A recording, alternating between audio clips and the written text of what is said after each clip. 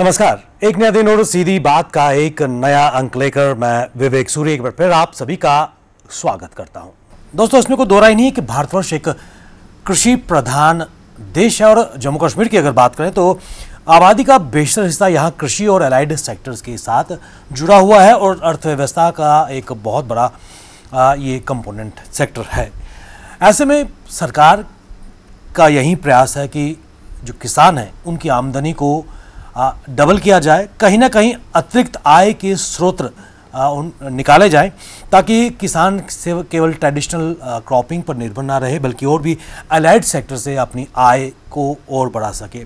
इसमें कोई दो राय नहीं है कि आज किसान का बेटा किसान बनने से हिचकिचाता है, लेकिन सरकार के प्रयास यही हैं कि निरंतर इस दिशा में प्रयास किए जाएं।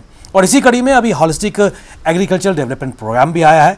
क्या है प्रोग्राम और किस प्रकार किसानों को सम्मान के साथ उनका रोजगार देने का प्रयास किया जा रहा है ताकि जो अन्नदाता है वो अन्नदाता ही रहे और किसी और सेक्टर में ना आए। यही आज की सीधी बात, और उस पर चर्चा करने के लिए हमारे साथ एक बहुत ही विशिष्ट पैनल मौजूद है जिनका परिचय, जिनका तारुफ आप सबसे करा दूं। सबसे पहले मेरे एक्सट्रीम राइट साइड पर डायरेक्टर एग्रीकल्चर श्री के शर्मा जी बैठे हैं और पिछले कुछ सालों से स्पष्ट दिशा निर्देश आपके द्वारा दिए जा रहे हैं।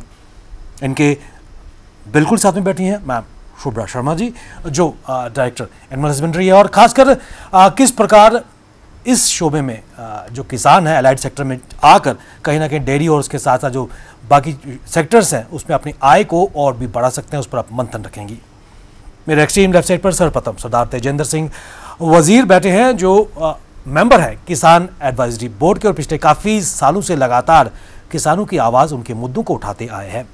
इनके बिल्कुल साथ में बैठे हैं श्री विक्रांत डोगरा जी, आप चेयरमैन हैं Jammu Kashmir dairy cooperative federation limited, और नेबार्ड के साथ इनकी एम्पैनमेंट हुई है फार्मर प्रोड्यूसर ऑर्गेनाइजेशन बनाने के लिए, उस दिशा से आप भी प्रयास कर रहे हैं। आप सभी का हमारे इस कार्यक्रम में स्वागत। कमल जी, मैं शुरुआत आपसे करना चाहूँगा। एक और प्रयास सरकार के द्वारा हॉलिस्टिक एग्रीकल्चर डेवलपमेंट प्रोग्राम कितना सार्थक प्रयास रहेगा किसानों को अतिरिक्त आय प्रदान करने के लिए? सर, सबसे पहले मैं आपको ये बताना चाहता हूँ कि ये जो समग्र कृषि विकास योजना है जम्मू कश्मीर सरकार की, और विशेषकर इसका योगदान जो है कृषि और किसानों के लिए हमारा बहबूदगी के लिए डिपार्टमेंट है, एग्रीकल्चर डिपार्टमेंट, ये एक बड़े रिकॉर्ड समय में ये प्रोजेक्ट बना। इस प्रोजेक्ट को बनाने में एक्सपर्ट जो थे, भारतवर्ष से सबसे टॉप लेवल के एक्सपर्ट्स को लाया गया, और फिर ये प्रोजेक्ट जो है ये बना, इसको सभी कृत किया गया।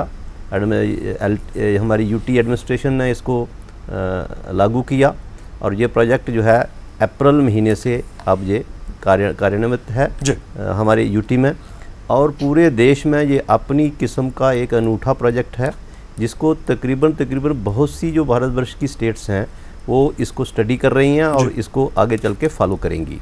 जैसे बिहार में इस प्रोजेक्ट को स्टडी किया जा रहा है और इसी टाइप का एक प्रोजेक्ट जो है वो भी अपनाना चाहते हैं। इस प्रोजेक्ट की ज़रूरत क्या पड़ी? सबसे पहले ज़रूरी ये था कि कृषि को एक नई दिशा दी जाए, और अगले 25 साल में जब हम आज़ादी के 100 वर्ष बनाएंगे तो उस समय कृषि का स्वरूप क्या होगा, लोगों की खाने की डिमांड क्या रहेगी, नई पीढ़ी क्या खाएगी, नई पीढ़ी से खेती से कैसे जोड़ा जाए नौजवानों को, और खेती को ये जो हमारी गुज़र बसर की खेती है इसको एक स्टेबल पेशा कैसे बनाया जाए। तो इसके पीछे ये ध्यान, जो हमने मेन ऑब्जेक्टिव्स हैं इस प्रोजेक्ट के, वो ये हैं। पहले नंबर पे कि बीज से बाज़ार तक जो काम है वो किसान करेगा। इसका मतलब ये हुआ जो पैदा करेगा वही बेचेगा और उसका बिजनेस करेगा। जब किसान की ऐसी सोच होगी तो उसकी आमदन खुद ब खुद बढ़ जाएगी। दूसरे नंबर पर इस प्रोजेक्ट का जो हमारा उद्देश्य है वो ये है कि किसानों को उद्यमी बनाया जाए, बिजनेसमैन बनाया जाए, जिसको हम कहते हैं एग्रीप्रीनियर्स बनाया जाए। तो इस प्रोजेक्ट में 18,000 से ज़्यादा लोगों को उद्यमी बनाया जाएगा जो रोल मॉडल होंगे, और दूसरे किसान उनको देख के कृषि का जो अनुसरण करेंगे। 1,25,000 किसानों को स्किल्ड बनाया जाएगा, दक्ष बनाना है। और इसके प्रोजेक्ट के अंतर्गत कोई 29 प्रोजेक्ट हैं जिसमें सारे के सारा कृषि और कृषि से जुड़े हुए जितने विभाग हैं, जैसे पशुपालन विभाग है, सेरीकल्चर है, फ्लोरिकल्चर है, शीप हस्बेंड्री है, इन सभी विभागों को साथ में रख के सबके प्रोजेक्ट हैं। और इनके साथ साथ जो हमारी एग्रीकल्चर यूनिवर्सिटीज़ हैं उनको भी साथ में रखा गया है, ताकि हम सब लोग इंटीग्रेट होकर किसानों के लिए काम करें और किसानों को एग्रीकल्चर में उनकी जो एक तो किसानों को दक्ष बनाएं, किसानों को उद्यमी बनाएं, बिजनेसमैन बनाएं और उनकी इनकम जो है वो बढ़े। इस प्रोजेक्ट में एक और बात हमने ध्यान में रखी है कि जब अगले 25 साल में हमारा जो विज़न मिशन है एग्रीकल्चर के लिए उसका भी ध्यान में रखा गया है।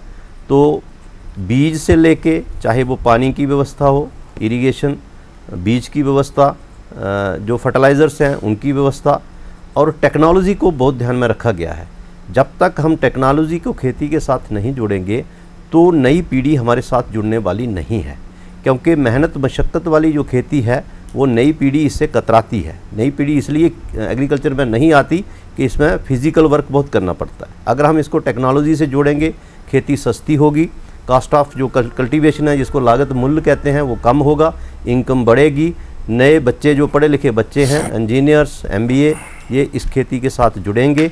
और टेक्नोलॉजी का बहुत बड़ा रोल है। और टेक्नोलॉजी में भी आगे दो चीज़ें विशेष हैं। एक जो फार्म पावर है, मैकेनाइजेशन, खेती पर ज़्यादा से ज़्यादा मशीनों का इस्तेमाल हो।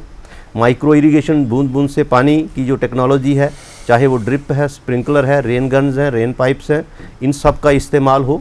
पानी का जो संरक्षण हो और पानी की बूंद बूंद का खेत में इस्तेमाल किया जाए और सारा इसको टेक्नोलॉजी की तरफ लिया जाए। और आगे चल के हमें अन्न सुरक्षा तो देनी ही देनी है। हालांकि हम प्रोड्यूसर स्टेट नहीं है, लेकिन फिर भी हम कहीं ना कहीं हमें अपने लोगों को अन्न सुरक्षा के साथ साथ न्यूट्रिशनल सिक्योरिटी भी देनी है, क्योंकि आगे आने वाली जो पीढ़ी है उसको हमने हेल्दी भी बनाना है। तो उसके लिए जितना भी जैसे मिलेट्स हैं, आजकल जो छोटे अनाज हैं, छोटे अनाज को प्रमोट किया जा रहा है। और छोटे अनाज में जो हमारा जैसे किश्तवाड़ डिस्ट्रिक्ट है, तो किश्तवाड़ डिस्ट्रिक्ट को उस नक्शे पर ला रहे हैं। वहाँ भी लगभग भारत में 9 किस्म के छोटे अनाज उगाए जाते हैं। उनमें से जो 7 अनाज हैं वो खाली किश्तवाड़ डिस्ट्रिक्ट में ट्रेडिशनल तौर पर उगाए जाते हैं। तो मिलेट्स एक ऐसी चीज़ है जो आने वाली जो पीढ़ी होगी वो मिलेट्स ढूंढेगी, सुपर फूड ढूंढेगी, वो अपनी न्यूट्रिशनल सिक्योरिटी ढूंढेगी, उनको फोर्टिफाइड फूड्स प्रोवाइड करनी है। तो ये सारा काम जो है इस प्रोजेक्ट में हम ध्यान में रख रहे हैं, ताकि हमारी होलिस्टिक डेवलपमेंट हो एग्रीकल्चर सेक्टर की और किसान जो हो वो गौरवान्वित हो। किसान का जो मतलब उसका जो सेल्फ रिस्पेक्ट है, सेल्फ एस्टीम है, उसको भी ध्यान में रखा गया है कि किसान भी बड़ी शान से अपने आप को बोले कि मैं किसान हूँ, मैं उन्नत किसान हूँ, मैं एक प्रोग्रेसिव किसान हूँ और मैं एक अच्छा बिजनेसमैन हूँ। डॉक्टर साहब, ये मान के चलें जिस तरह आपने कहा कि एक इनोवेटिव प्रोजेक्ट, ये समग्र हॉलिस्टिक एग्रीकल्चर डेवलपमेंट प्रोग्राम और बीज से बाजार का जो कॉन्सेप्ट इस वक्त आया है, और जो बिचौलिया है, क्योंकि प्रॉफिट वहीं कमाते थे, कहीं ना कहीं इनको इरेडिकेट हटाने की बात की जा रही है।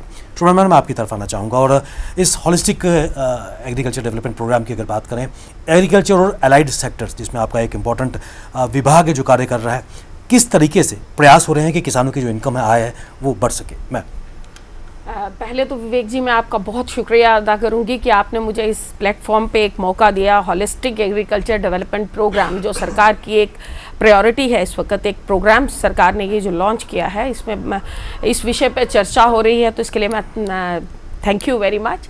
मैं आपको बताऊंगी कि हॉलिस्टिक एग्रीकल्चर डेवलपमेंट प्रोग्राम की अगर हम बात करें तो इसमें 29 प्रोजेक्ट्स ऐसे टोटल 29 प्रोजेक्ट्स हैं, जिसमें से 3 प्रोजेक्ट्स जो हैं वो डेयरी से रिलेटेड हैं। वो एक तो हो गया डेयरी को इम्प्रूव करने के लिए, एक हो गया पोल्ट्री और एक हो गया फीड एंड फॉडर। ये 3 प्रोजेक्ट्स जो हैं ये पशुपालन विभाग से रिलेटेड हैं। और इन 3 प्रोजेक्ट्स में सरकार ने, अगर हम हॉलिस्टिक एग्रीकल्चर डेवलपमेंट प्रोग्राम की बात करें तो इसमें इसका ओवरऑल बजट 5013 करोड़, जो कि हमें 5 सक्सेसिव सालों में खर्च करना है, उसमें अगर इन 3 प्रोजेक्ट्स का हिस्सा देखें तो लगभग 748 करोड़ के लगभग हमारे पास ये हिस्सा इसके डेयरी लाइव स्टॉक सेक्टर को दिया गया है।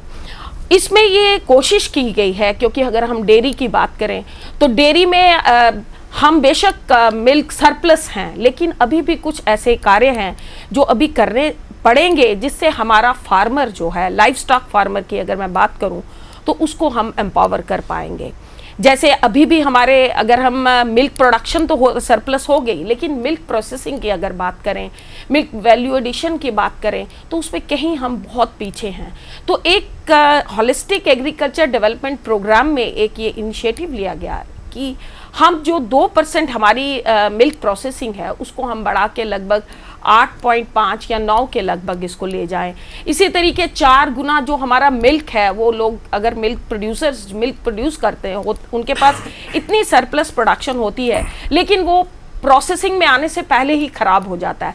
तो ये कोशिश भी इसके तहत की गई, इस प्रोग्राम के तहत, कि 4 टाइम्स जो हमारी चिलिंग कैपेसिटी है मिल्क को रिटेंशन करने की, वो हम कर सकें। और इस डेयरी सेक्टर में अगर हम बात करें तो हॉलिस्टिक एग्रीकल्चर डेवलपमेंट प्रोग्राम में ये कोशिश की गई कि डेयरी सेक्टर में हम अपने मिल्क प्रोसेसिंग, मिल्क चिलिंग और मिल्क प्रोडक्शन को इंक्रीज करें। और इसके लिए बहुत हद तक एफर्ट्स किए गए, जिससे किए जाएंगे इस प्रोग्राम के तहत, जिससे कि हम मिल्क सरप्लस ही नहीं बल्कि हमारा जो मिल्क प्रोड्यूसर है उसका दूध मिल्क प्रोसेसिंग और ब्रांड होके मार्केटिंग भी होगा। अगर हम पोल्ट्री सेक्टर की बात करें तो पोल्ट्री सेक्टर की मैं बताऊं कि लगभग 13 करोड़ के लगभग हमारा 1300 करोड़ हमारे यहाँ से रेवेन्यू फ्लाइट होता है, क्योंकि बाहर से जो eggs and milk poultry products हमारे यूटी में इंपोर्ट होते हैं। इसको रोकने के लिए हॉलिस्टिक एग्रीकल्चर डेवलपमेंट प्रोग्राम में एक बहुत अच्छी इंटरवेंशंस प्रपोज की गई, जिसमें हम कमर्शियल लेयर फार्मिंग करें, हम फीड मैन्युफैक्चरिंग यूनिट्स यहाँ इस्टेब्लिश करें, ब्रॉयलर यूनिट्स इस्टेब्लिश करें। तो इस तरीके से करने से एक तो हमें पोल्ट्री सरप्लस हम होंगे, और जो हमारा रेवेन्यू हमारी यूटी का बाहर की स्टेट्स में जा रहा है या बाहर की यूटी में जा रहा है, उसको भी हम कम कर सकें। और इसके अलावा आप जानते हैं कि फीड एंड फॉडर, अगर मिल्क प्रोड्यूसर अपना एक तब तक सफिशिएंट नहीं हो सकता, अपने को एम्पावर नहीं कर सकता जब तक उसके पास फीड का प्रोविजन अच्छा ना हो। और हमारी यूटी में आज की डेट पे भी 41% डेफिसिट हम चल रहे हैं। तो ये जो हॉलिस्टिक एग्रीकल्चर डेवलपमेंट प्रोग्राम सरकार की तरफ से स्टार्ट किया गया, इसमें ये प्रपोज की गई इंटरवेंशंस कि हम अपने आप को फीड एंड फॉडर सफिशिएंट बन जाएं, और इसमें हम हाइड्रोपोनिक यूनिट लगाएं, इसमें हम अच्छा हाई क्वालिटी सीड जो है, जेनेटिकली हाई क्वालिटी सीड्स जो हैं वो उनको फार्मर को दें, ताकि उनकी फॉडर प्रोडक्शन हो और वो वही फॉडर अपने जानवरों को दें। और कहीं ना कहीं जाके ये रिलेटेड है मिल्क प्रोडक्शन से, तो हमारे यूटी में मिल्क प्रोडक्शन और हो। और ये सब स्टेप्स जो हॉलिस्टिक एग्रीकल्चर डेवलपमेंट प्रोग्राम में प्रपोज किए गए, मुझे इस पूरी आशा है कि ये इन इंटरवेंशन से हम अपने यूटी को बहुत मिल्क सरप्लस ही नहीं, fodder surplus and poultry surplus भी बना पाएंगे। मैम, जिस आपने कहा कि एक बेहतरीन इनोवेशन है, तेजेंद्र जी मैं आपकी तरफ आना चाहूँगा। खुद आप प्रोग्रेसिव किसान हैं, ज़मीन से जुड़े हुए हैं, और एग्रीकल्चर में जो भी जम्मू कश्मीर में हो रहा है उससे आप अछूते नहीं हैं, क्योंकि ग्रास रूट लेवल पर आप जुड़े हुए हैं। क्या कहेंगे, पिछले कुछ सालों से अगर बात करें, एक और नया कॉन्सेप्ट प्रोजेक्ट जम्मू कश्मीर में आया है, और प्रयास यह है कि एक चेन लिंक हो, ना केवल एग्रीकल्चर, जिस तरह डायरेक्टर साहब ने कहा, animal husbandry, horticulture, floriculture, sericulture, ये सारे डिपार्टमेंट कहीं ना कहीं जुड़ के प्रयास किसानों की आमदनी बढ़ सके। क्या कहेंगे सर?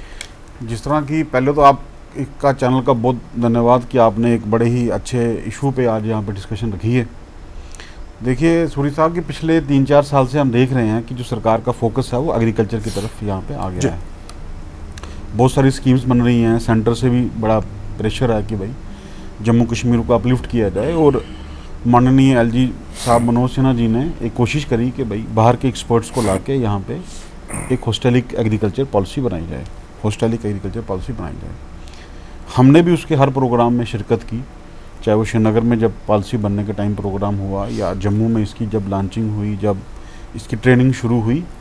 लेकिन हम ये समझ रहे हैं कि जो सरकार इसका मापदंड रख रही है कि भाई हमारे 28,000 इसमें जॉब क्रिएट होंगे, बहुत सारा 13 लाख लोगों के पास ये बात जाएगी।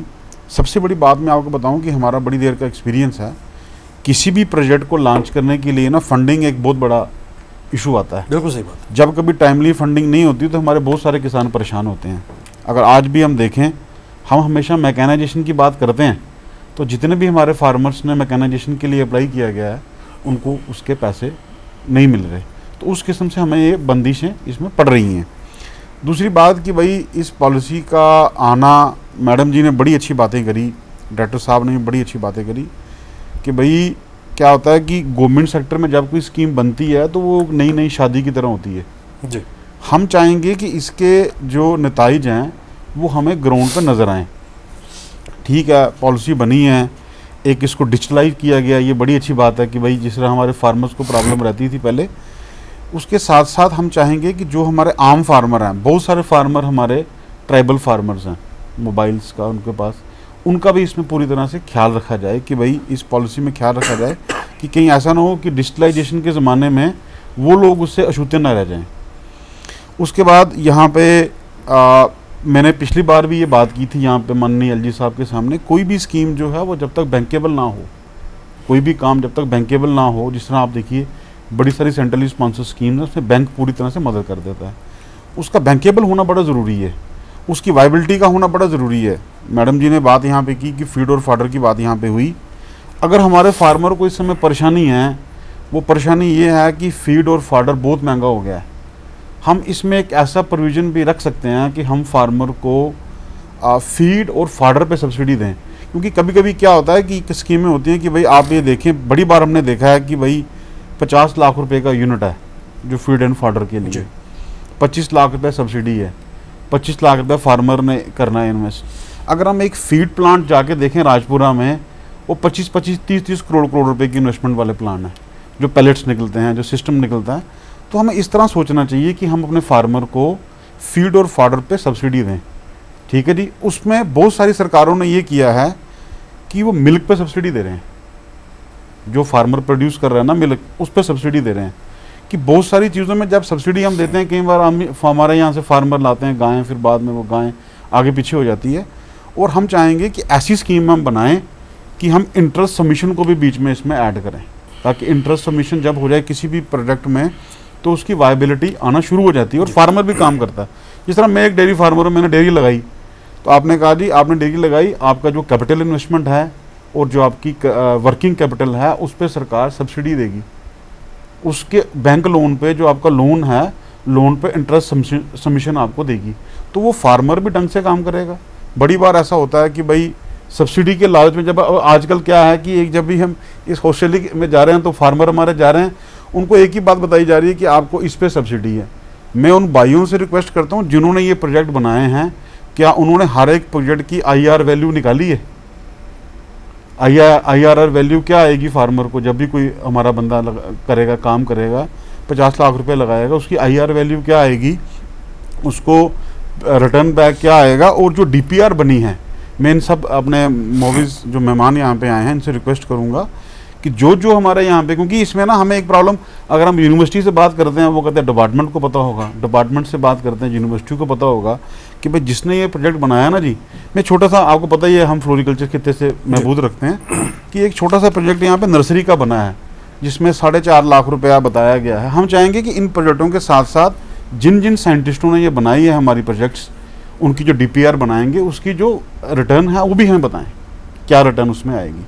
ये कोई नहीं है कि हम कह रहे हैं कि ये गलत है, हम कहते हैं कि हर जगह क्या है, हर जगह गुंजाइश होती है कि कुछ अगर चीज़ें हमें चाहिए ग्राउंड पे जो चाहिए, पंजाब गवर्नमेंट किसान मिलनियाँ कर रही है हर जगह से, उन मिलनियों का यही फ़ायदा है कि भाई फार्मर से फीडबैक मिले। वो कमेटियों के बारे में जिक्र हुआ था कि हर एक इस HADP की कमेटी में एक एक फार्मर मेंबर होगा। हम नहीं चाहेंगे कि हमें मेंबर बनाओ या किसान बोर्ड के बंदे वहाँ मेंबर बनाओ, किसी को मेंबर बनाओ वहाँ पे जो इन चीज़ों को देखे, किसान हो, इन चीज़ों को देखे कि भाई इसमें क्या क्या गुंजाइशें हैं, क्योंकि प्रोजेक्ट तो बने हैं। और हमें लगता है कि कई बार कोई चीज़ें थोड़ी जल्दी में करने से उनका क्या हो जाता है कि भाई उनका पूरा हमें उसका नताइज मिलने के हमें बड़े हम राह गुजार हैं कि भाई ठीक है एम्प्लॉयमेंट जनरेट होगा। हम बड़ा वेलकम करते हैं कि सरकार ने बताया कि भाई किसान सेंटर खुलेंगे पंचायत लेवल पे, बड़ी अच्छी बात है। और एक चीज़ बड़ी ज़रूरी है कि उन कंचान हमारा एम्प्लॉयमेंट जनरेशन होगा, हमें इसमें ना एक ग्लैमर लाना पड़ेगा। हमारे पास यहाँ पे आज अगर मैडम जी हमारी बात करते हैं, हमारे पास यहाँ पे स्टेट में कोई डेयरी इंस्टीट्यूट नहीं है जहाँ हमारा कोई इंटरप्रेन्योर चाहे काम करना चाहे हम उसको ट्रेनिंग कर सकें। हमारे जो डायरेक्टर साहब यहाँ बैठे हैं, प्रोटेक्टेड कल्टीवेशन की हम बात करते हैं कि हम एक सेंटर इस्टेब्लिश करें, ट्रेनिंग्स का यहाँ पे सिस्टम स्टार्ट करें, ताकि उससे जो हमारा इंटरप्रेन्योर हमारा सीखे और आगे हमारा वाकई में इस चीज़ का बदलाव आए और हमारा जो एग्रीकल्चर खिता है उसमें बड़ी सारी संभावनाएं। हमारे 70-80% यहाँ पे लोग गाँव में रहते हैं, तो उनका जीवन स्तर अच्छा हो, बड़ी अच्छी बात है कि भाई ऐसी पॉलिसियों से, ऐसे सिस्टम से कि, लेकिन वो तब तक कामयाब नहीं हो सकते जब तक इसमें थोड़ा सा हम हर साल, क्योंकि किसी न किसी चीज़ में बदलाव की ज़रूरत होती है कि अगर ये पॉलिसियाँ बन गई वहाँ पे, तो उसमें हम देखें कि किस किस चीज़ की हमें ज़रूरत है। भले हमें फीड मिल ज़्यादा ज़रूरत ना हो, हमें डेयरी के लिए ज़्यादा ज़रूरत हो, हमें ये देखना है कि भाई हम बड़ी घराना मांग करते हैं कि भाई जो हमारा फार्मर जाता है दूध लेके, वो देता है किसी भी कंपनी को दूध देता है, एक हमारे पास कोई थर्ड पार्टी सिस्टम नहीं है कि मैं फार्मर हूँ, आप दूध लेने वाले हो। मैंने कहा जी मेरी फैट और SNF इतनी आई, हमने बड़ी कहा कि एक एनालाइज़र हमारे डिपार्टमेंट के पास भी हों, ताकि एक थर्ड पार्टी मॉनिटरिंग हो जाए हमारी कि भाई मेरे दूध की सही प्राइस क्या निकली। और जो ये पॉलिसियाँ हैं वो रियलिस्टिक में, मतलब हमारे हर एक खबर दबड़ी में नहीं कि हमें इतने बंदे इनरोल करने हैं, हमें इतने ये करने हैं, हमें एक इंटरप्रेन्योर तैयार करना है। ये नहीं कि अगर कोई इंटरप्रेन्योर जिसने 25-50 लाख रुपए आगे ही सब्सिडी ली हुई है, हम दोबारा ही उसी को देने को, हम उस पर करने तजिंदर जी, कई चीज़ों का आपने यहाँ पर खुलासा किया, जिस तरह आपने कहा कि चैलेंजेस काफ़ी हैं और उन चैलेंज को एड्रेस करने की आवश्यकता है। Vikrant ji, you in the capacity of chairman JNK dairy cooperative federation limited, दो एस्पेक्ट आपके पास हैं, क्योंकि नाबार्ड से आप और आपका जो है एम्पैनल्ड है फॉर मेकिंग ऑफ FPOs, और डेयरी से आप जुड़े हुए हैं पिछले कई सालों से। क्या कहेंगे किस प्रकार, क्योंकि स्टेक होल्डर खुद भी हैं और कहीं ना कहीं FPOs बना रहे हैं। विवेक जी, थैंक यू। और मैं बड़े पेशेंटली सुन रहा था मैडम को, डायरेक्टर साहब को। आप देखें कि शब्दों के परे संदेश है। जो पहला शब्द है हॉलिस्टिक, तो मोस्टली हम इसको मेडिसिनल लाइन में सुनते थे जी। ऑन होल जब हम किसी का ट्रीटमेंट करते हैं, उसकी सिर्फ हम ये नहीं देखते कि इसकी बॉडी पार्ट में क्या प्रॉब्लम है, उसकी साइकोलॉजी कैसी है, मेंटली कितना स्ट्रांग है, तो तभी हम उसको हॉलिस्टिक बोलते हैं। एग्जैक्टली, ठीक है। तो शब्दों के परे संदेश है कि आइसोलेशन में नहीं है, एक कलेक्टिव एफर्ट किया जा रहा है कि एक गो के साथ सारे सेक्टर को इम्प्रूव किया जाए। तो इसके लिए आई थिंक जिन्होंने इसमें हार्ड वर्क किया है, माननीय अटल डल्लू जी हैं और उनके जो डायरेक्टर्स की टीम है, तो सभी मुबारक के पात्र तो हैं। लेकिन हम उसको फेस वैल्यू के ऊपर ही एकदम से नहीं कर सकते जब तक वो रोल आउट नहीं होता। बिल्कुल। मेरी इसमें थोड़ी सी जो हम इसको स्टडी कर रहे हैं, और कोई भी स्कीम जब आती है, लॉन्च होती है, तो मैं ये उम्मीद नहीं करता कि वो पहले दिन से कंप्लीट होती है। वो एक एवोल्यूशन स्टेज पे है, और आई थिंक ये डिपार्टमेंट को भी उसमें जो चेंजेस आएंगे, जो इम्पोर्टेंस उनको ग्राउंड में जाके दिखेगी, टाइम टू टाइम वो करने के लिए मेंटली प्रिपेयर होने चाहिए। जैसे मैम ने इंफ्रास्ट्रक्चर की बात की, आपने डेयरी पे स्पेसिफिक किया, मेरा 20 साल से इसके साथ जुड़ाव है।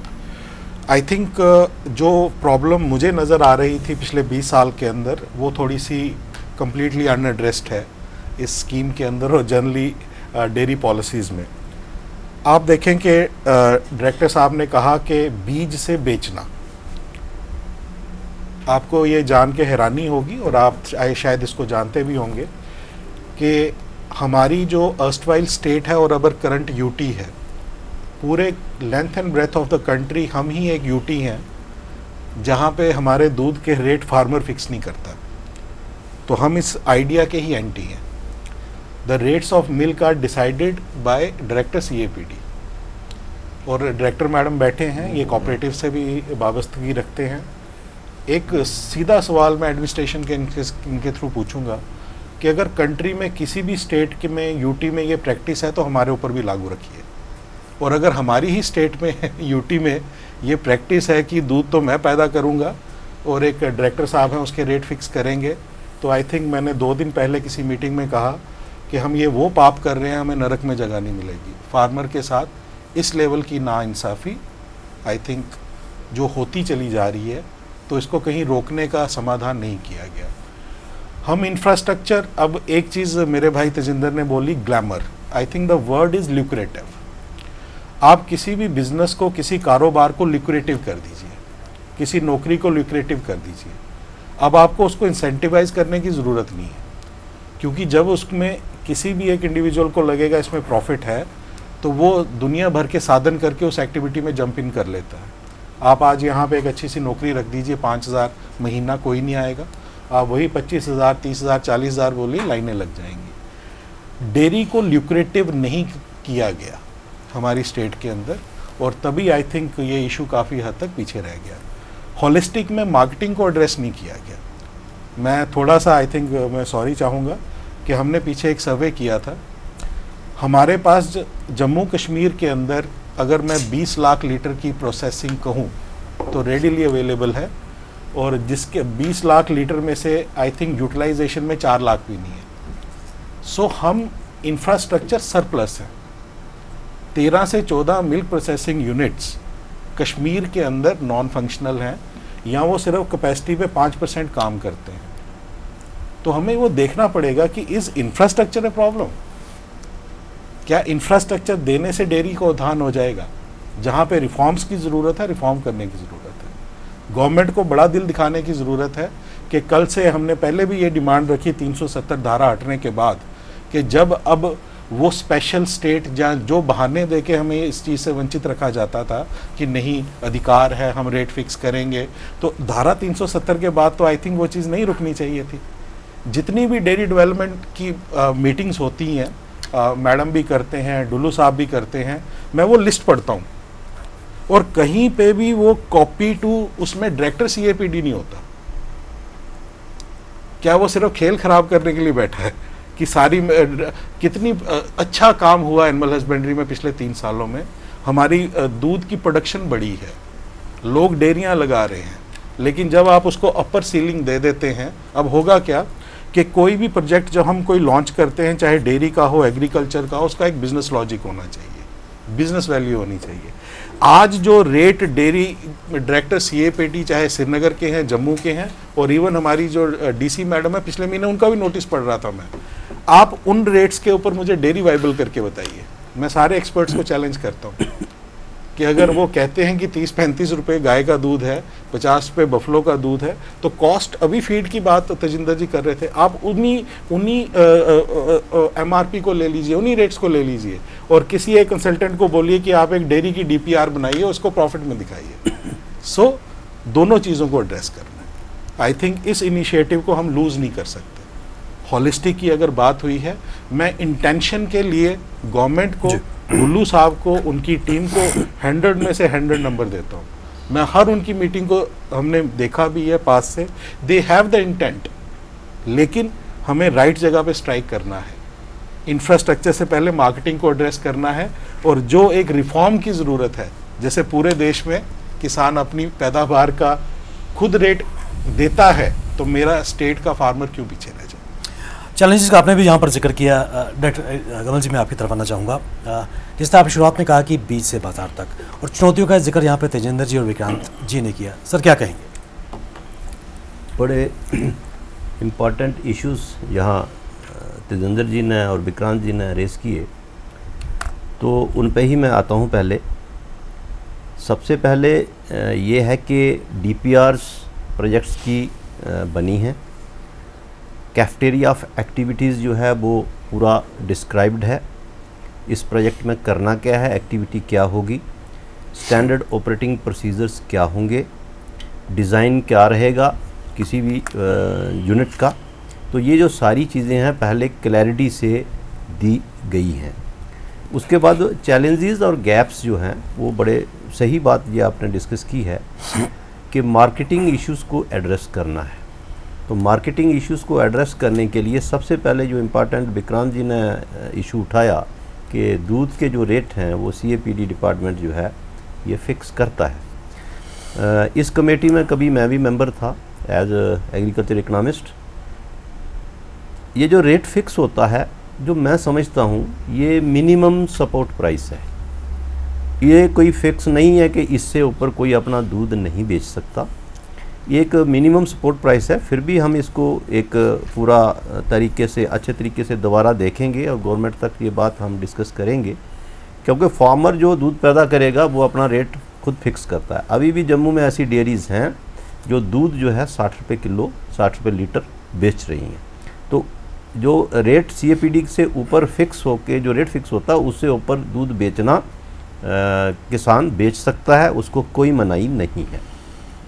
दूसरी बात, डेयरी की वाइबिलिटी की भी बात हुई यहाँ पर, तो मैं आपको एक चीज़ बताना चाहता हूँ। गैप्स को हमने पूरा स्टडी किया है कि बीच में जो गैप्स होंगे, जो प्रोडक्शन गैप्स हैं, जो इंस्टीट्यूशनल रिफॉर्म्स हैं, वो सारा इस पर एक रेगुलर स्टडी चल रही है और रेगुलर अमेंडमेंट्स भी आ रही हैं।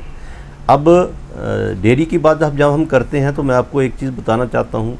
तूड़ी जो भूसा है, भूसा जो उसका रेट है 14 रुपये किलो है, पहाड़ों में 18 रुपये किलो है। फीड 30 रुपये से किलो से नीचे नहीं बिकती। लेकिन जब हम साइलेज की बात करते हैं तो साइलेज 7.5-8 रुपये किलो है।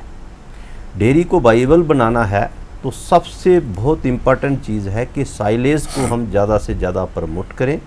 साइलेज ही, अगर हमारी घास मंडियां हों, घास मंडियों में साइलेज आम मिलना शुरू हो जाए तो हमारी डेयरी खुद ब खुद स्टेबल हो जाएगी। डेयरी की कास्ट ऑफ कल्टीवेशन भी कम होगी और उसके साथ साथ जो दूध पैदा होगा, अगर हम दूध जो है तो तूड़ी जो भीट भूसा है और फीड के जोर पे जो हम दूध पैदा कर रहे हैं, इसको मैं दूध नहीं मानता हूँ। दूध हर्बल होना चाहिए, ग्रीन फॉडर से पैदा होना चाहिए और उसके साथ उसका जो कॉम्बिनेशन फीड का है, मिनरल्स का है, वो उसके साथ रहना चाहिए। अब हम पूरा साल जो हरा चारा है उसको प्रोवाइड करने की जिम्मेवारी डिपार्टमेंट एग्रीकल्चर की है। इस साल मैं आपको बता सकता हूँ कि इस खरीफ सीज़न में 10,000 क्विंटल से ज़्यादा सीड की अवेलेबिलिटी करवाई गई है, जिसमें से लगभग 4,000 क्विंटल सीड तो डायरेक्ट हम दे रहे हैं फार्मर को। और ये जितना भी है, जैसे बाजरा है, ज्वार है, चरी है, सोरगम सूडान ग्रास हाइब्रिड है, ये जो फॉडर आज मार्केट में आ गए हैं और हमारा फॉडर के अंडर एरिया भी बड़ा है। अब आप देखें कि जम्मू जो हमारा मड ब्लॉक है, पूरे का पूरा मड ब्लॉक जो है वो ग्रीन फॉडर कल्टीवेशन में मेज़ फॉडर और मेज़ का एज अ साइलेज प्रोडक्शन के लिए जाना जाता है। तो एक तो हम डेयरी पे मैं दो चीज़ें बहुत क्लियर करना चाहता हूँ कि दूध का जो रेट है उस पर फार्मर को कोई रिस्ट्रिक्शन नहीं है, उसको कोई नहीं रोक सकता। वो अपने ब्रांड का जो मर्जी रेट चार्ज करना चाहे, मार्केट में अपना नाम इस्टेब्लिश करके वो रेट अपना दे सकता है। इसी के साथ साथ बजट की बात भी की तेजिंदर जी ने कि बजट नहीं होगा तो स्कीम जो है इम्प्लीमेंट नहीं होगी। तो मैं आपको जानकारी के लिए ये दे देता हूँ कि पहले क्वार्टर का जो 25% बजट है होलिस्टिक एग्रीकल्चर डेवलपमेंट प्रोग्राम में, वो रिलीज़ हो चुका है और ये इम्प्लीमेंटेशन स्टेज में है। अभी कोई भी स्कीम जब लॉन्च होती है तो उसमें कुछ चीज़ें जो हैं वो बाद में पता चलती हैं, इम्प्लीमेंटेशन के बाद। इस प्रोजेक्ट में एक और प्रोविज़न है, मिड कोर्स रेक्टिफिकेशन। अगर हमें लगता है कि बीच में जाके कहीं हमें इस डायरेक्शन में नहीं जाना था, हमें दूसरी डायरेक्शन में जाना है, तो वो भी इसमें प्रोविज़न जो है रखा गया है।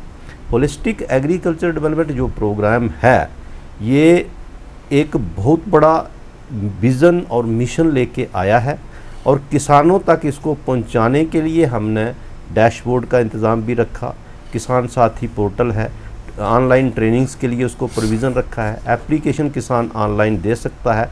जो किसान इतना पढ़ा लिखा नहीं है उसको वो पूरी हेल्प दी जाएगी। हमारे जो एग्रीकल्चर और रिलेटेड अलाइड सेक्टर के दफ्तर हैं, वहाँ पर किसानों को उनका डाटा अपलोड करने के लिए अभी देखें हमारा संपर्क अभियान चल रहा है। हर पंचायत में 3 दिन का ट्रेनिंग प्रोग्राम हो रहा है, वहाँ पर उसको वीडियोज़ दिखाई जा रही हैं, अवेयरनेस प्रोग्राम बताए जा रहे हैं और जो जितनी भी हमारी स्कीमें हैं उनके बारे में जानकारी दी जा रही है। तो ये पंचायत में 3 दिन चलेगा, हर पंचायत में। और इस प्रोग्राम की जो फीडबैक आई है अभी तक हम लगभग 1 महीने के अंदर जम्मू में हमारी 2109 पंचायत हैं, तो हम कोई 650 पंचायतों में ये प्रोग्राम कर चुके हैं और 1 लाख से ज़्यादा किसानों के साथ डायरेक्ट रब्ता हुआ है। और उसमें से फीडबैक जो आई है, हमें जो फीडबैक आ रही है वो लगभग 70,000 किसानों से डायरेक्ट फीडबैक जो फॉर्म है, ऑनलाइन फॉर्म है, वो भी भरा गया है। तो साथ साथ में फीडबैक भी ले रहे हैं। फीडबैक आगे चल के हमें एक ट्रेंड बताएगी कि किसान चाहते क्या है और हमारी पॉलिसी बोलती क्या है। हमने दोनों के बीच जो मैच करना है वो हम साथ साथ ये काम लेके चल रहे हैं। शुभम, एक चीज़ जानना चाहूँगा, जिस तरह विक्रांत जी ने कहा कि आज आवश्यकता है कि कहीं ना कहीं जो एग्रीकल्चर है और उसके एलाइड सेक्टर्स हैं, स्पेसिफिक कर उन्होंने डेयरी की बात की, उसको और भी ल्यूक्रेटिव बनाने की आवश्यकता है ताकि किसान का बेटा खुशी से, कंपल्शन में नहीं, कृषि और उसके एलाइड सेक्टर से जुड़े, खासकर डेयरी के हवाले से। विवेक जी, सबसे पहले मैं विक्रांत जी से स्टार्ट करूंगी और तेजेंद्र जी ने भी कुछ बड़े रेलेवेंट पॉइंट्स रेज किए जिनको मैं एड्रेस थोड़ा करना चाहूँगी।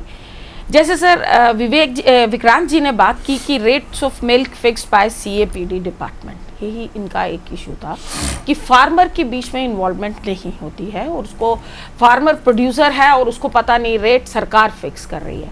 तो जैसे सर ने बताया कि हमारे डायरेक्टर एग्रीकल्चर ने बताया कि कमेटी है वहाँ जो which is headed by the director CAPD, लेकिन जब ये वो कमेटी रेट फिक्स करती है उस कमेटी में हमारे एग्रीकल्चर के रिप्रेजेंटेटिव्स भी होते हैं, एनिमल हस्बेंड्री के भी होते हैं और बाकी डिफरेंट डिपार्टमेंट्स जो रिलेटेड हैं उनके रिप्रेजेंटेटिव्स होते हैं।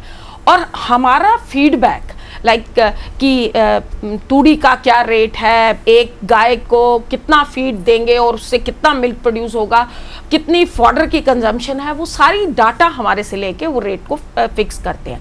And that rate is minimum support price. आप आज की डेट में भी देखो कि अगर 50 रुपये रेट फिक्स हुआ है, आप मार्केट में ही जाइए या कहीं डेयरीज में जाइए जहां 60, 70, इवन 80 रुपये लीटर दूध भी जो है वो दिया जाता है। सो ये कहना, बट सर इसमें ये चूंकि इन डेयरी फार्मर्स का एक बहुत ये रिजेंटमेंट था कि CAPD को क्यों इन्वॉल्व किया गया है, जबकि इसका इस डिपार्टमेंट का डायरेक्टली दूध से लेना कुछ नहीं है। तो सर मैं इसमें आपको बताऊंगी विवेक जी कि ये अभी रिसेंटली 15-20 दिन पहले डुल्लू साहब ने इस पे एक मीटिंग की जिसमें डायरेक्टर CAPD को भी इनवाइट किया गया और उनमें पूछा गया कि आप किन एक्ट्स के तहत ये रेट्स फिक्स करते हैं और क्या आपको पावर्स इसके लिए हैं, व्हाई नॉट एनिमल हस्बेंड्री और agriculture production department as a such. तो सर उसमें डुल्लू साहब is very particular, he is working on it and sir मुझे लगता है कि ये आने वाले टाइम में इसकी अमेंडमेंट ज़रूर होगी बिकॉज हमारी 2-3 मीटिंग्स इस विषय पे हो चुकी हैं कि director CAPD will not fix the rate and then जो उसकी कमेटी बनेगी उसमें हमारे फार्मर्स की डेफिनेटली उसमें रिप्रेजेंटेशन रहेगी। तो एक तो ये चीज़ इनका बहुत बड़ा ग्रीवियंस था, लेकिन सर ये अगर ये सोचते हैं कि ओवरऑल फार्मर ही रेट फिक्स करे तो शायद हम किसी प्लेटफॉर्म पे नहीं पहुंच पाएंगे। तो ये जरूरी है कि महकमा उसमें एग्रीकल्चर प्रोडक्शन और एनिमल हस्बेंड्री उसमें मेडिएट करे with the due representation from the members of the Kisan board and of course dairy farmers. तो उससे हम लोग जो हैं किसी एक उस पे पहुंच पाएंगे, नतीजे पे पहुंच पाएंगे। दूसरी सर इन्होंने बात की कि इंफ्रास्ट्रक्चर रेज किया जाएगा, करने की कोशिश है हॉलिस्टिक एग्रीकल्चर डेवलपमेंट में, लेकिन जो हमारा ऑलरेडी मिल्क प्रोड्यूस हो रहा है उसकी प्रोसेसिंग या उसको आगे कैसे फार्मर को फ़ायदा हो उस सरप्लस मिल्क प्रोडक्शन का। तो सर मैंने जैसे पहले बताया कि हॉलिस्टिक एग्रीकल्चर डेवलपमेंट प्रोग्राम में कि हमारा फार्मर जो दूध अगर सरप्लस प्रोड्यूस करता है तो उसका दूध वेस्ट ना हो, उसके लिए सर चिलिंग 4 टाइम्स, जैसे मैंने बताया कि 4 गुना चिलिंग कैपेसिटी हम बढ़ाएंगे, गांव में जाके BMCs लगाएंगे, AMCs लगाएंगे उसमें, ताकि जो गांव में प्रोडक्शन है दूध की वो दूध ज़ाया ना हो और वहाँ पर उसका प्रोसेस दूध वहाँ बल्क मिल्क कूलर्स में रखा जाए और फिर उसकी प्रोसेसिंग आगे हो और फार्मर को डायरेक्टली और इनडायरेक्टली उससे एडवांटेज मिले। सो रिगार्डिंग तेजिंदर जी ने 2-4 इश्यूज बहुत इंपॉर्टेंट रेज किए कि सपोर्ट ऑफ द बैंक। सबसे पहले इन्होंने बोला कि जब भी हम मतलब फार्मर जाता है तो बैंक की तरफ से उसको सपोर्ट नहीं मिलता है, और सर ये देखने में ये बहुत relevant point he has raised because होता ये है कि फार्मर जो है वो इतना पढ़ा लिखा भी नहीं होता और फिर जब वो बैंक में जाता है तो उसको कहा जाता है जी आप पहले गारंटी लाइए सरकारी मुलाजिम की या कोई चीज़ मॉर्टगेज करनी है उसके कागज़ लेके आइए। तो सर मैं इसमें आपको प्राइस करूंगी कि सर अभी 3 दिन पहले ऑनरेबल एलजी साहब ने बैंकर्स की एक मीटिंग की है जिसमें उनको स्ट्रिक्ट इंस्ट्रक्शंस दी गई हैं कि जो फार्मर्स से for small loans they ask for collateral guarantee and ये किसी मॉर्टगेज करिए किसी चीज़ को, वो जो आपके पैरामीटर्स हैं, एंड सर उसमें एक चीज़ की गई कि रिव्यू किया गया कि बताइए आपने कितना लोन फार्मर को दिया। तो सर मैं आपको इसमें बताऊंगी कि कुछ बैंक्स का उसमें रिव्यू हुआ तो उसमें देखा गया कि 18% ही इन्होंने सिर्फ एग्रीकल्चरल सेक्टर में लोन दिया और उसमें से 8% ही जो है वो मार्जिनल फार्मर को दिया गया। सो ओवरऑल 100 में से 18% एग्रीकल्चरल सेक्टर में कंट्रीब्यूशन बैंक की ये बहुत कम है। तो कहीं ना कहीं ऑनरेबल एलजी साहब की डायरेक्शन थी बैंकर्स को कि इसको बढ़ाइए और जो स्मॉल मार्जिनल फार्मर है जिसके पास कुछ भी नहीं है उसकी मदद, उसके रेस्क्यू पे आइए। और सर दूसरा पॉइंट इन्होंने ये रेस किया इंटरेस्ट सबवेंशन। जब भी आप ये सब्सिडीज तो अवेलेबल हो जाती हैं, जैसे डायरेक्टर एग्रीकल्चर सर ने बताया कि हमारे पास 25% of the budget holistic agriculture development programme का आ गया है। उस 25% में हम सब्सिडीज जो फार्मर्स काम करना शुरू करेंगे उनको हम रिलीज भी करेंगे। लेकिन इनका ये इशू बहुत रेलेवेंट था कि अगर 50% सब्सिडी है तो 50% फार्मर कहाँ से लाएगा, क्योंकि उसके पास इतने रिसोर्सेज नहीं हैं। सर इसमें एक हमारी स्कीम है animal husbandry infrastructure development scheme, ये तो हमारे भाई भी हैं और हमारे साथ काफ़ी देर से जुड़े हुए हैं सर, इनको भी इस स्कीम के बारे में पता है सर। इसमें ये है कि जैसे animal husbandry scheme, animal husbandry ये जो इंफ्रास्ट्रक्चर डेवलपमेंट स्कीम है सर, इसमें फार्मर अगर जैसे कोई फार्मर डेयरी सेक्टर में हॉलिस्टिक एग्रीकल्चर डेवलपमेंट प्रोग्राम में लेना चाहता है, मैं आपको एक बताऊंगी कि अगर सपोजिंगली उसको 70 लाख की प्रोजेक्ट कॉस्ट है उसकी, तो सर हमारे पास ऐसी स्कीम्स हैं जिसमें 50% तो वो उसमें हॉलिस्टिक एग्रीकल्चर डेवलपमेंट स्कीम में अवेल कर सकता है सब्सिडी, और बाकी का वो through agricultural animal husbandry infrastructure development fund के थ्रू, जिसमें कि 3% इंटरेस्ट सबवेंशन है। सर अगर हम ओवरऑल देखें तो सिर्फ 10% ही फार्मर को कंट्रीब्यूट करना है, बाकी वो बाकी की स्कीम्स कुछ सब्सिडी कंपोनेंट उसका हॉलिस्टिक एग्रीकल्चर डेवलपमेंट प्रोग्राम के थ्रू कवर होगा, और बाकी जो है बाकी की स्कीम्स उसको जिसमें इंटरेस्ट सबवेंशन अवेलेबल है उनसे वो उसका बेनिफिट ले सकता है। सर तीसरा इन्होंने पॉइंट रेज किया डेयरी इंस्टीट्यूट। सर मैं इनको बता दूं कि जब ये इनका बिल्कुल कहना सही है, लेकिन sir holistic agriculture development programme में आप देखिए दक्ष किसान एक जो पोर्टल है, वो पोर्टल में एक उसमें ऑनलाइन ट्रेनिंग का प्रोविजन रखा गया है कि अगर कोई फार्मर, कोई नया इंडिविजुअल जिसको एक्सपीरियंस नहीं है, चाहे वो पोल्ट्री सेक्टर में जाना चाहता है, डेयरी सेक्टर में जाना चाहता है, तो वो उसमें ट्रेनिंग उसका प्रोविज़न है, वो छोटी उसको ट्रेनिंग दी जाएगी ताकि उसको बताया जाएगा वो कैसे काम शुरू करे, कैसे आगे बढ़े, तो वो उसमें कवर होता है। लेकिन सर हम डिपार्टमेंट की तरफ से हमारा जो बलोल में अगर आप देखें सर, हमने एक इंस्टीट्यूट अपना ट्रेनिंग इंस्टीट्यूट इनॉग्रेट किया है, और आने वाले वक्त में सर यहाँ पर डेयरी के लिए रिलेटेड जितने भी हमारे ट्रेनिंग प्रोग्राम्स होंगे उसमें हम अपने फार्मर्स को इनवाइट करेंगे, और मैं उसको स्टार्ट करने वाली हूं। और सर मैं इस विषय पे आपको एक और चीज़ बता दूं कि डेयरी ही नहीं, पोल्ट्री के रिलेटेड भी हम बाहर की स्टेट्स में जहां ट्रेनर्स इनके अवेलेबल हैं उनके टच में हैं, और ऑफकोर्स सर मैं इन किसान बोर्ड वालों की भी हेल्प लूँगी, और जो हमारे एम्पावर्ड डेयरी फार्मर्स हैं, जो जैसे कि सर मैं पंजाब सिंह जी का नाम लूंगी, कुलभूषण खजूरिया जी का नाम लूंगी, तो बहुत हमारे एम्पावर्ड डेयरी फार्मर्स हैं, उनको भी उस फोरम पे बुला के सो एक मोटिवेशन भी मिलेगी हमारे नए लड़के जो बेरोजगार हैं उनको डेयरी सेक्टर में जाने के लिए, और जो डेयरी में आना चाहता है उसको डेयरी कैसे अडॉप्ट करनी है उसके लिए उनको ट्रेनिंग दी। रोल मॉडल आप दिखाएंगे। विक्रांत जी, एमएसपी जो प्राइसेस है वो एमएसपी है? नहीं, मैं आपसे पे आता हूँ, लेकिन उससे पहले क्या कहेंगे, क्योंकि एमएसपी का जिक्र यहाँ पर आया है। नहीं सर, आई थिंक थोड़े से इंफॉर्मेशन में गैप्स हैं। डायरेक्टर साहब ने भी बोला, शुभ्रा मैडम ने भी बोला, और मैडम ने साथ में ये भी बोला कि डुल्लू साहब ने 3 मीटिंगें ले ली हैं इस पे, तो that means the problem exist.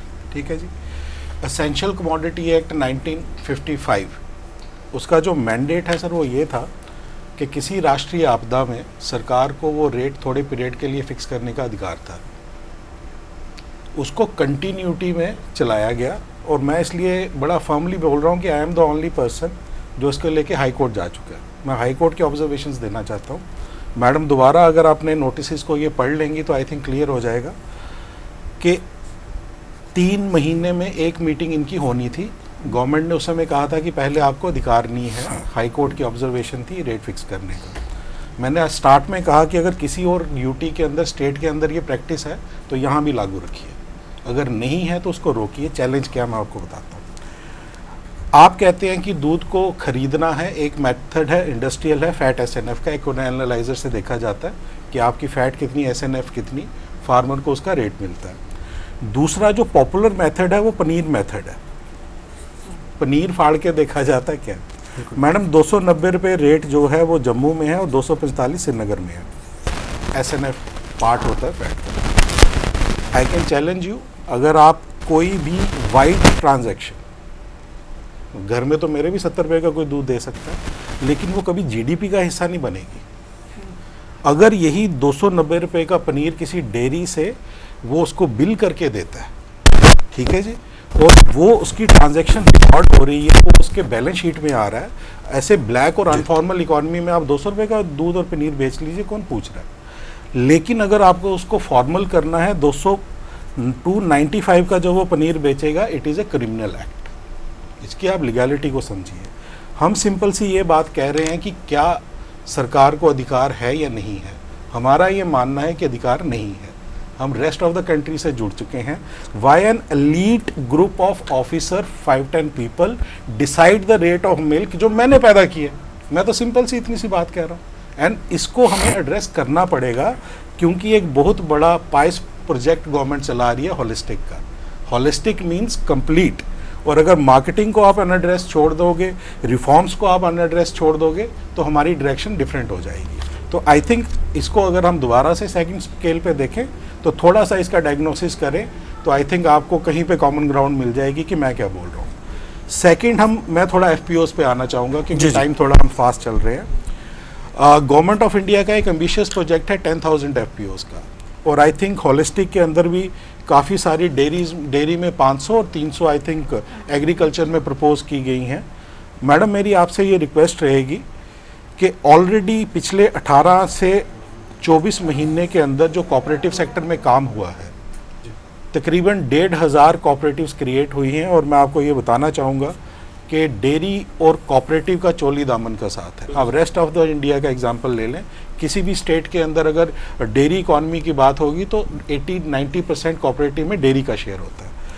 हमें न्यू एफपीओज क्रिएट करनी है, तो रादर हम एक स्टेप जाके कोऑपरेटिव डिपार्टमेंट से लास्ट 6 मंथ या 12 महीने में जो कोऑपरेटिव डेयरी के अंदर बनी है, जो ऑलरेडी रजिस्टर्ड हो गई हैं, जिसके प्रमोटर आइडेंटिफाई हो चुके हैं, उनको हम क्यों नहीं रिकग्नाइज करते as a FPOs. New create करने पे हम क्यों फोकस कर रहे हैं।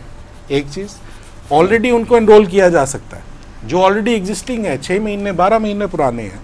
और उसके साथ सर एक जो हमारी, जो मैं इसमें फील कर रहा था एज एन आउटसाइडर, बिकॉज मैं एग्रीकल्चर से नहीं हूँ, यहाँ से नहीं हूँ, primarily from an cooperative background, तो मेरा ये था कि प्रॉब्लम कहाँ पे आती है होलिस्टिक में, कि ओनरशिप किसकी है।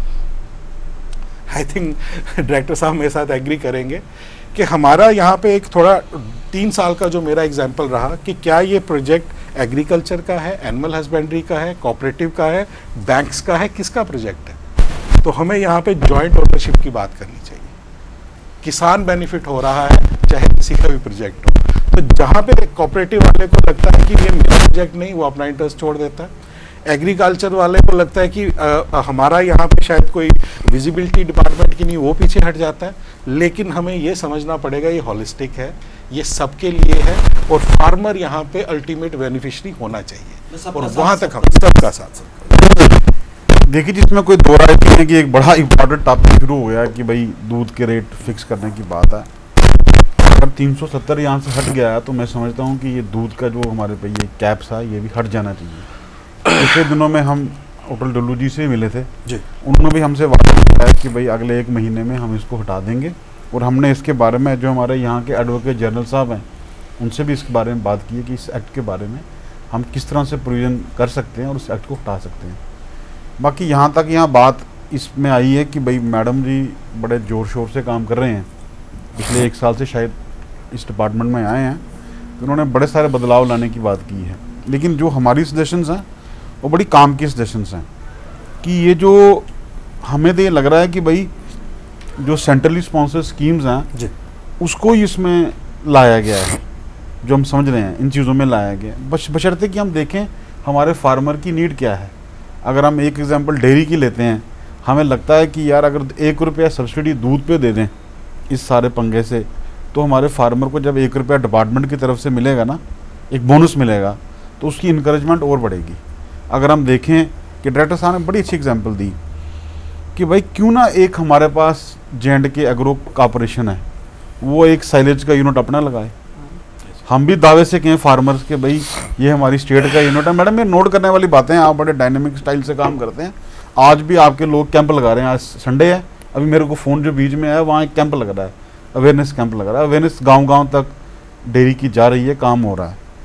तो आप कहीं ना कहीं बंदिश में आ जाते हो। क्या होता है, कोई मीटिंग होती है तो वहाँ एक प्रोग्राम बना होता है, आपको उसको फॉलो करना होता है। हम देखते हैं, हमें भी जाने का मौका मिलता है, हम भी बात करते हैं बड़े होते कि भाई प्रॉब्लम ये है कि हमारा दूध पैदा करने के लिए हमारा इकोनॉमिकली, क्योंकि हम बड़े फार्मर नहीं हैं पंजाब की तरह।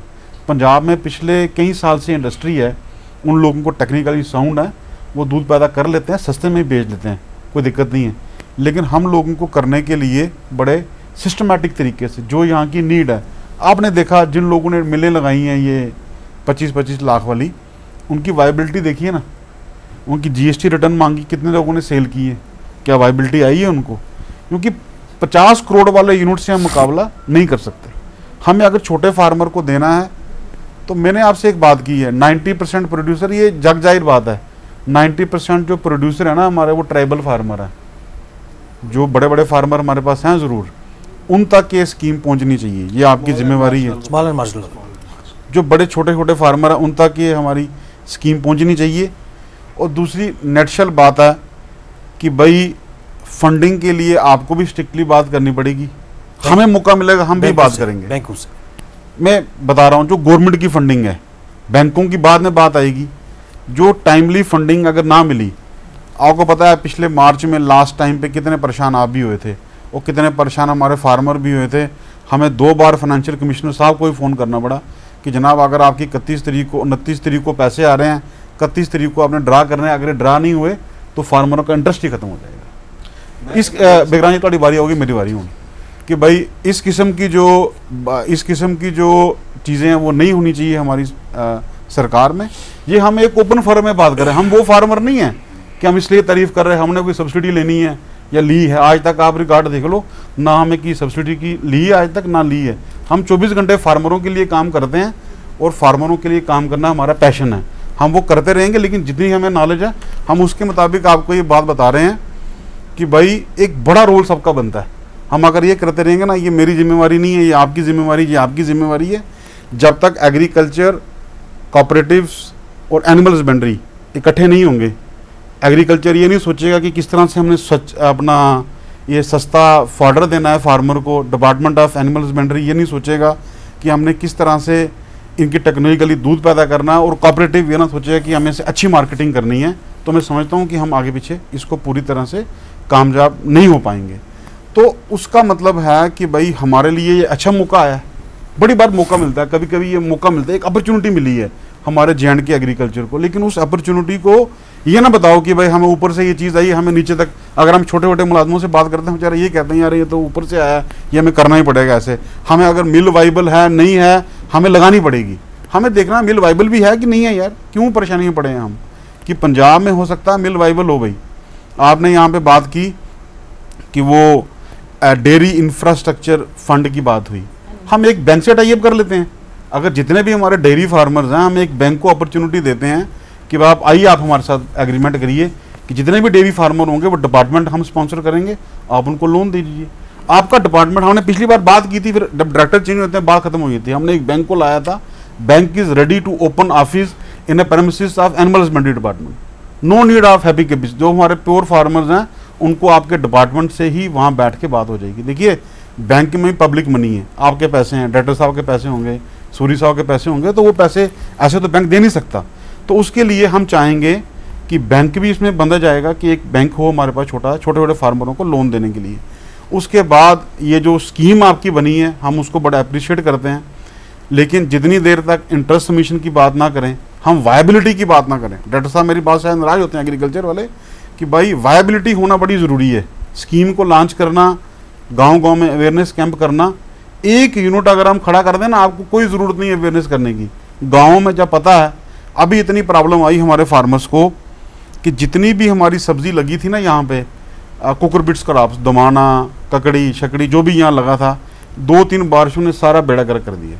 अगर आप मंडी में रिपोर्ट देख लें इस बार कि मंडी में इतना बुरा हाल है सब्ज़ी का कि सब्ज़ी के बहुत बहुत बुरी हालत हुई है इस बार, कि ऐसा हमारे पास कोई रिस्क कवर का सिस्टम बना है इसी पॉलिसी में कि भाई अगर रिस्क कवर करने के लिए, ठीक है वो सेंटर की स्कीम है, आपके पास ही 5 जानवर 4 जानवर हम इंश्योरेंस नहीं कर सकते, इनके पास भी हम उसके चावल और कनक के अलावा कुछ कर नहीं सकते इंश्योरेंस, कि हम अपना इंश्योरेंस दें फार्मरों को।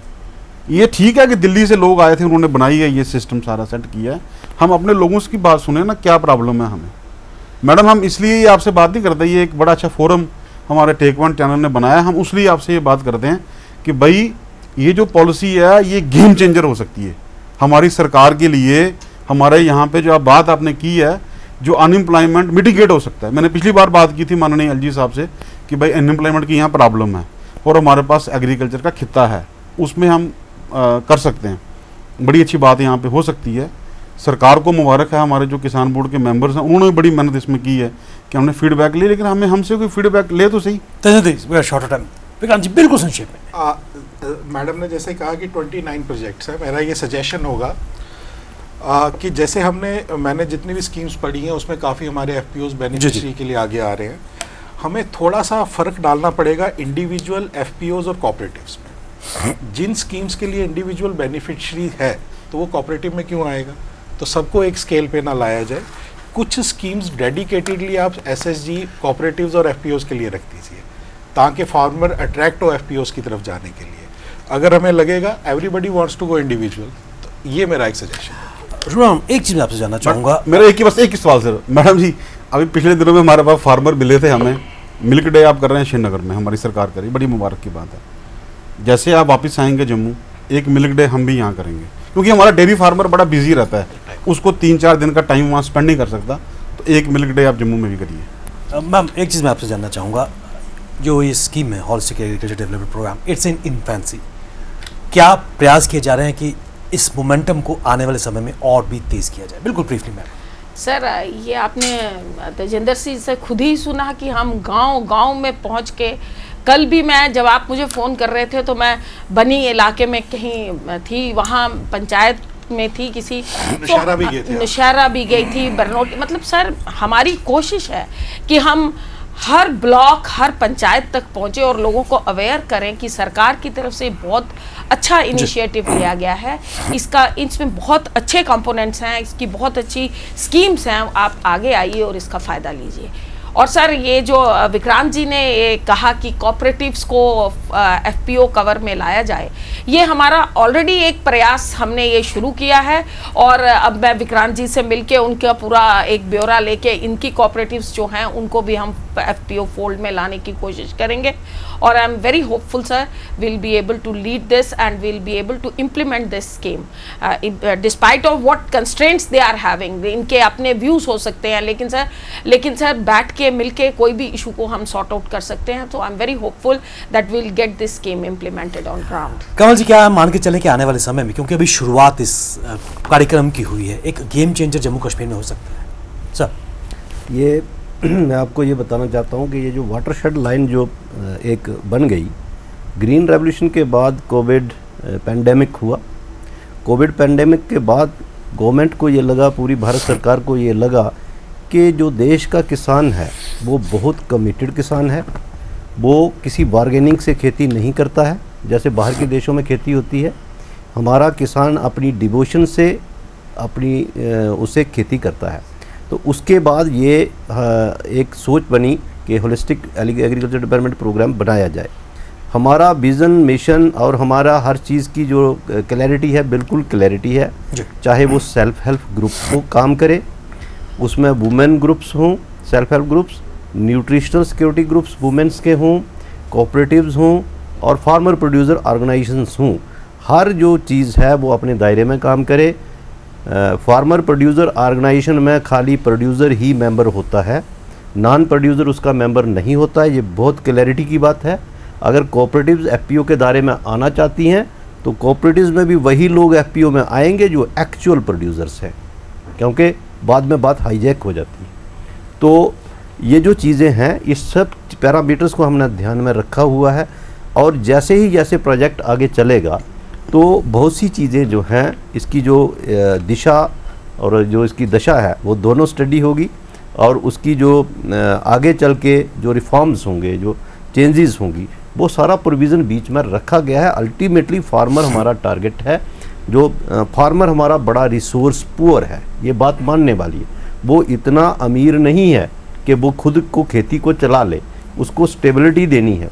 तो स्टेबिलिटी देने के लिए सारे वो मापदंड रखे गए हैं ताकि किसान जहाँ खड़ा है उसको पहले वहाँ मेंटेन किया जाए, उसका स्टेटस वहाँ मेंटेन किया जाए, उसको हर किस्म की इमदाद दी जाए और उसके बाद उसका अगला स्टेप है उसकी इनकम को बढ़ाया जाए। इसमें कोई दो राय नहीं है कि बहुत ही एम्बिशियस और innovative project holistic agriculture development programme, और इसकी शुरुआत तो हो चुकी है लेकिन अभी इन्फेंसी में है।